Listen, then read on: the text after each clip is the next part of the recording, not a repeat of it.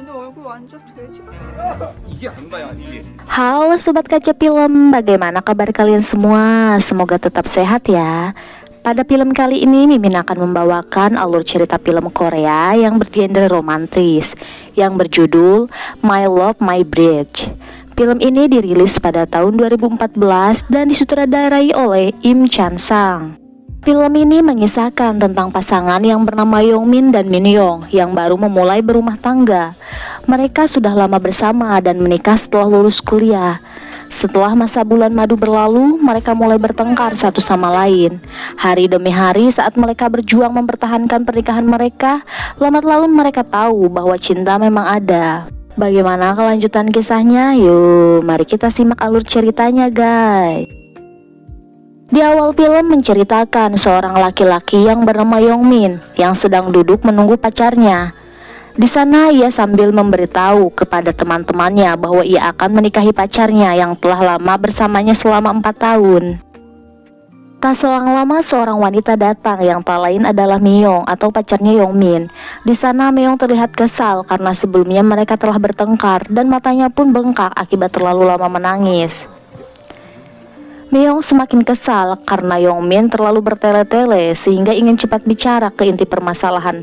Maksud Yongmin mengajaknya bertemu di taman. Minyoung pun menangis. Ia mengira bahwa Yongmin akan memutuskan Minyoung dan mereka pun bertengkar sehingga membuat Minyoung menangis. Pernikahan pun telah dilaksanakan. Mereka berdua tinggal di rumah baru. Mereka hidup dengan sangat bahagia. Maklum ya guys ya, masih pengantin baru. WK. Saat di kantor, Yongmin bertemu dengan temannya yang bernama Seung-hee yang baru saja pulang dari New York. Ia bermaksud untuk mengurus berkas untuk kepindahannya ke Korea. Karena sudah lama tak bertemu, mereka pun minum dan makan-makan bersama dengan teman-temannya. Di tengah perkumpulan, Yongmin memberi kabar kepada istrinya. Di sana, ia meminta kepada istrinya untuk menyiapkan makanan untuk perayaan rumah baru mereka dengan mengundang teman-teman Yongmin ke rumah. Mereka pun pergi ke rumah Yongmin. Sesampainya di sana, mereka menikmati hidangan yang disajikan Minyoung. Mereka pun mulai mabuk dan bertingkah konyol. Dan ketika teman-temannya telah pulang, keadaan rumah sangat berantakan seperti kapal pecah. Dan Yongmin pun membereskannya. Di dalam rumah saat Yongmin mengerjakan pekerjaannya, istrinya pun datang. Ia marah-marah karena Yongmin selalu membuat keadaan rumah berantakan dengan barang-barang berserakan di mana-mana dan tidak pada tempatnya. Hal tersebut membuat Yongmin tidak fokus pada pekerjaannya. Keesokan harinya, Yongmin dan istrinya pergi menonton bioskop.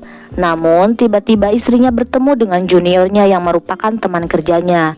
Mereka berdua begitu dekat. Hal tersebut membuat Yongmin sangat cemburu. Setelah menonton, mereka makan bersama. Namun, Yongmin masih merasa kesal atas kejadian sebelumnya. Mereka berdua pun saling menceritakan kejadian tersebut kepada teman-temannya. Di suatu malam, mereka berdua bertemu dan berbicara di luar. Yongmin mengatakan kepada istrinya untuk tidak di luar sendirian di malam hari karena sangat berbahaya baginya. Dan mereka pun berbaikan kembali dan mereka pulang bersama ke rumah.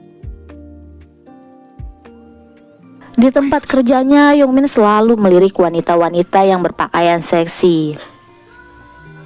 Setelah pulang bekerja, ia bertemu dengan Seung-hee. Mereka pun mengobrol bersama. Di sana, Seung-hee menceritakan bahwa ia sedang kesepian. Dan Yongmin pun mulai mendekatinya dengan memegang tangan Seung-hee. Dan mereka pun mulai berciuman. Di kantor tempat Minyoung bekerja, ia bertemu dengan Yo In-young, teman kuliahnya dulu. Yang ternyata ia ditugaskan dari bos Minyoung untuk memberikan kelas khusus di kelas Minyoung. Mereka semakin dekat karena dahulu pernah satu kelas. Hyung memberitahu kepada Minyoung bahwa Sungwoo atau mantan pacarnya atau cinta pertamanya Minyoung akan menggelar acara musikal dan mengajaknya Minyoung untuk menonton bersama.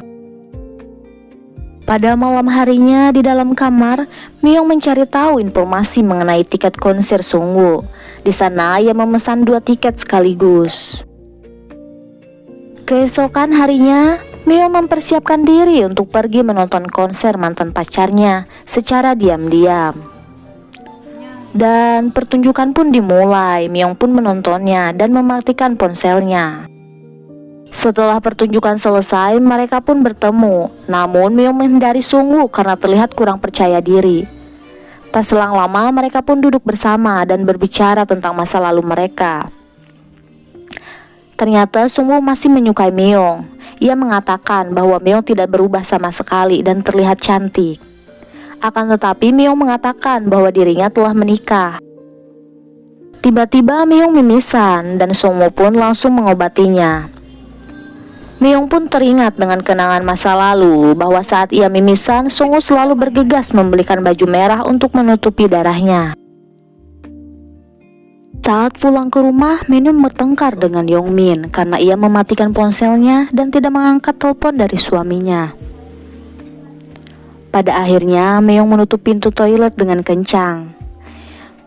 Yongmin pun meminta maaf kepada istrinya dan mereka pun berbaikan. Saat Yongmin membuka laptop dan ia tak sengaja melihat di Google ada pencairan nama Sungwoo, yakni cinta pertama istrinya. Setelah itu Yongmin keluar rumah, namun tanpa sengaja ia bertemu dengan ibu kos. Di sana ia bertanya kepada ibu kos tentang cinta pertama bagi wanita itu seperti apa. Ibu kos pun memberikan sebuah nasihat kepada Yongmin. Setelah mendengarnya, ia pun tersenyum dan langsung pulang ke rumah. Saat Yongmin pulang ke rumah, istrinya pun telah tertidur. Di sana ia tidak sengaja membangunkan Myung dan menanyakan cinta pertama Myung dengan alasan untuk referensi puisi yang akan ia buat. Myung pun menjawab bahwa Yongmin lah cinta pertamanya. Mendengar hal tersebut, Yongmin pun tersenyum bahagia. Keesokan harinya, Yongmin membantu seorang pria paruh baya untuk membetulkan kabel telepon rumahnya yang putus. Tak selang lama, ia diajak masuk ke salah satu ruangan pria tersebut. Di sana ia tersengaja melihat salah satu buku puisi bahwa pria tersebut adalah Pan Mokwon, penyair terkenal yang sangat ia idolakan. Sejak saat itu Yongmin selalu menghampiri Pan Mokwon untuk berdiskusi mengenai puisinya, dan mereka pun semakin dekat. Di suatu hari Yongmin dan Minhyung pun berlibur bersama ke sebuah pantai.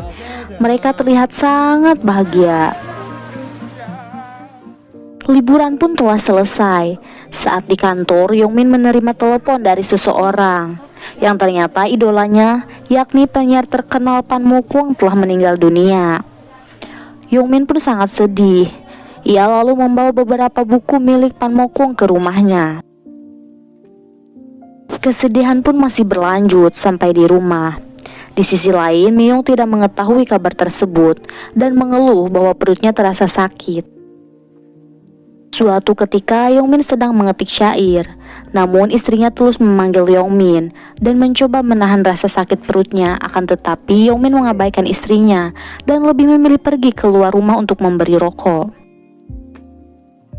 Dengan rasa kesal, Myung pun menjatuhkan buku-buku Yongmin ke lantai. Dikarenakan sudah tidak bisa menahan rasa sakitnya, Myung pun menghubungi ibunya untuk membawanya ke rumah sakit.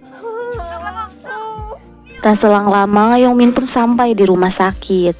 Ia menangis karena telah menyesal mengabaikan Myung, yang ternyata Myung divonis fibroid atau tumor jinak yang terdapat di dalam rahim sehingga Myung harus dioperasi. Setelah menjalani operasi, Yongmin mendatangi istrinya. Namun di sana Myung berkata ingin bercerai saja karena sudah tidak nyaman dan sering bertengkar. Ketika di rumah, Yongmin sedang mengetik di depan komputer. Tak sengaja ia memanggil istrinya untuk membuatkan kopi. Namun ternyata ia tersadar bahwa istrinya masih dirawat di rumah sakit. Yongmin pun mengingat kembali kenangan indah di masa lalu saat berpacaran hingga melamar Myung. Dengan mengenang kenangan tersebut, Yongmin pun bergegas kembali ke rumah sakit untuk menemui istrinya. Sesampainya di rumah sakit, Yongmin pun berbicara dengan istrinya, dan ternyata mereka berdua saling memikirkan satu sama lain dan tidak saling menyalahkan. Setelah obrolan yang begitu panjang, mereka pun berbaikan dan tidak jadi bercerai.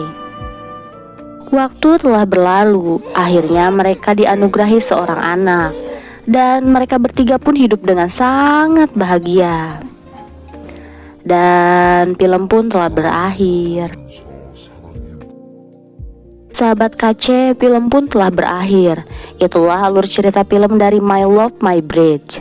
Jangan lupa like, komen, dan subscribe ya. Sarangi, bye-bye.